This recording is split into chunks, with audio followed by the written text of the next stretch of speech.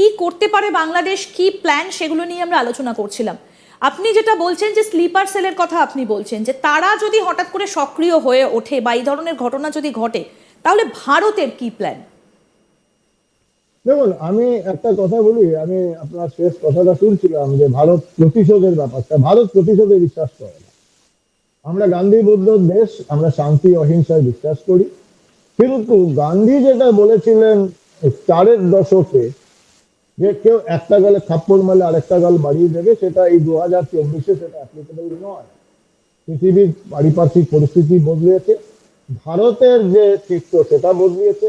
এখন আমরা বিশ্বাস করি যে আপনি যদি আমার একটা গালে চড় মারবেন, আমি আরেকটা গাল কেটে দেবো না, আপনার দুটো হাত কেটে দেবো। এবং সেটা কিন্তু, এটাকে আমরা ন্যায় বিচার বলি। আত্মরক্ষার্থে ন্যায় বিচারের অধিকার আমাদের ধর্মে রয়েছে, আমাদের ভগবত গীতা রয়েছে, রামায়ণ মহাভারতে রয়েছে। এবং যে যদি এইরকম মিস অ্যাডভেঞ্চার করার চেষ্টা হয়, এবং সেটা কিন্তু পাকিস্তান কিন্তু জানে। পাকিস্তান বালাকোট দেখেছে, সার্জিক্যাল স্ট্রাইক দেখেছে, এবং পাকিস্তান জানে প্রভোকেশনের কি দাম দিতে হয়। এরা কি করছে, বাংলাদেশকে এগিয়ে দিচ্ছে, যাতে বাংলাদেশ এরকম একটা ফল ভোগ করুক। তাতে কি হবে, আবার সেই প্রশ্নটা এসে যাবে ইসলাম বিপদে। এবং পৃথিবীর যে জিহাদি সংগঠনগুলো বা ইসলামিক রাষ্ট্রগুলো যারা সন্ত্রাসবাদকে সাপোর্ট দেয়, তাদের কাছে এটাই কে দেখো কি বলবে, দেখুন এদিকে পাকিস্তান, এদিকে বাংলাদেশ, ভারতের দুদিকে দুটো ইসলামিক রাষ্ট্র, তারা কিন্তু ভারতের দ্বারা অত্যাচারিত, বা ভারত তাদের উপর বদলা নিচ্ছে, প্রতিশোধ। এই ডাকটা এদের দরকার। এখন এই জিহাদের, বিশ্বব্যাপী জিহাদের ডাকটা খুব দরকার। ইসরায়েল প্যালেস্টাইনের যেটা চলছে, ইরান তার মধ্যে ইনভলভ হয়ে যাচ্ছে, মধ্যপ্রাচ্যে এইরকম একটা জিহাদ ভার্সেস নন জিহাদ একটা ছবি উঠে আসছে। এই সেম ছবি ওরা চাইছে যে এই এশিয়া ভূখণ্ডের এই যে প্রান্ত, এবং তাতে সব থেকে বড় তাকে ইনভলভ করেছে, ভারতকে যুদ্ধবাজ হিসাবে বা ইসলামের শত্রু হিসাবে একটা ডিক্লেয়ার করে দেওয়ার চেষ্টা করছে। না হলে বাংলাদেশের কোনোদিন আগামী 50 বছরের ক্ষমতা নেই পারমাণবিক বোমা বানানোর। যাবেটা কোথায়? বাংলাদেশ নিজেদের দেশের ডিমের দাম কন্ট্রোল করতে পারছে না, ওরা পারমাণবিক শক্তি করতে পারে। ঠিক, এটা আর একটা বড় আমেরিকা প্রশ্ন বাংলাদেশের আর্থসামাজিক ক্ষেত্রে। স্যার, একটা বিষয় একটু আপনার কাছ থেকে ক্লিয়ার হতে চাইবো, যে জাহাজটা ঢুকেছে 20 তারিখ অর্থাৎ শুক্রবার, সেটা দেখা যাচ্ছে করাচি থেকে ভারতের যে জলসীমানা সেটাকে রেড লাইনটা ক্রস করে এপাশ দিয়ে শ্রীলঙ্কার পেছন দিয়ে গিয়ে চট্টগ্রাম বন্দরে সে ঢুকেছে। অনেকটা মানে অনেকটা পথ সুকৌশলে সে এড়িয়ে গেছে ভারতকে এড়িয়ে যাবার জন্য। করাচি থেকে তো আরব সাগরের মধ্যে দিয়ে ভারতের দূরত্ব কম, বাংলাদেশের দূরত্ব তো অনেকটা অনেকটা সমুদ্র সীমানা পেরিয়ে গিয়ে। তাহলে পাকিস্তান বাংলাদেশের মাধ্যমে কেন ভারতকে অ্যাটাক করতে চাইছে? তার থেকে তো সরাসরি তারা নিজেরাই অ্যাটাক করতে পারে। হ্যাঁ, আমি যেটা একটু আগে বললাম আপনাকে, যে পাকিস্তান খুব ভালো করে জানে যে ওদের যে একটা স্বপ্ন ছিল ইয়াহিয়া খানের, যে 1000 কাটস, যখন পাকিস্তান আলাদা হয়ে যায়, বাংলাদেশ, পাকিস্তানকে বাংলাদেশ করে দেওয়া হলো, এবং তার আগে থেকে ওদের একটা 62-65 যুদ্ধে এরকম ভাবে ভয়াবহ পরাজিত হওয়ার পর ওদের একটা যে তত্ত্ব রয়েছে, 1000 কাটস, 1000 টুকরো করবে ভারতকে, 1000 ক্ষতস্থান থেকে ভারতের রক্তপাত হবে, ভারত দুর্বল হবে। এটা ওদের চিরাচরিত গত 50 বছর ধরে এই পরিকল্পনা চলছে। আইএসআই, যেটা স্যার, ইন্টারন্যাশনাল। আপনাকে একটু দেখাবো। এই যে জাহাজটা আপনি আশা করি দেখতে পাচ্ছেন, এই যে জাহাজটা ঢুকেছে, আপনি হয়তো দেখেওছেন, আমরা দর্শকদেরকে দেখাচ্ছি। এই যে এই জাহাজটাই কিন্তু ঢুকেছে 20 তারিখ ঠিক 12টার সময় চট্টগ্রাম বন্দরে। এই যে দেখুন।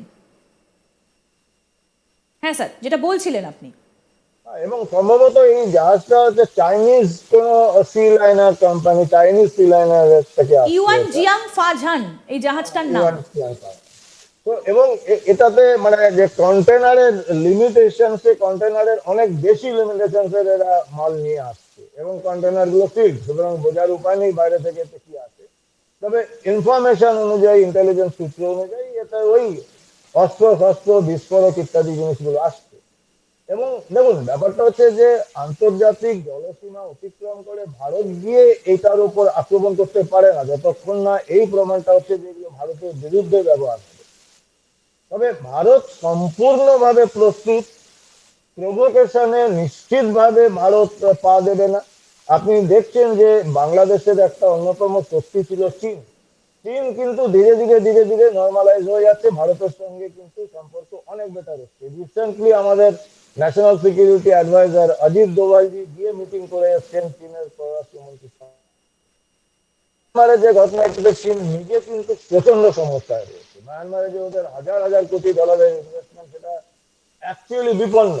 যেরকম ভাবে মায়ানমারে আরাকান আর্মি যেরকম ভাবে ওরা রুখে দাঁড়াচ্ছে, মিলিটারি জুনটা বিপর্যস্ত হয়ে রয়েছে, তো চীন একটা ব্যবসায়িক রাষ্ট্র, তারা এখন এটাকে ব্যবহার করছে এবং চীন থেকে লাইনার থ্রি লাইনার আসছে। কিন্তু যতটুকু জানি এই যাবতীয় যে উপকরণগুলো আসছে অন্তর্গতের, এগুলো পাকিস্তান থেকে আসছে এবং পাকিস্তান থেকে বিভিন্ন ইসলামিক কান্ট্রি যারা সন্ত্রাসবাদকে সাপোর্ট করে তারাই সাপ্লাইটা করছে।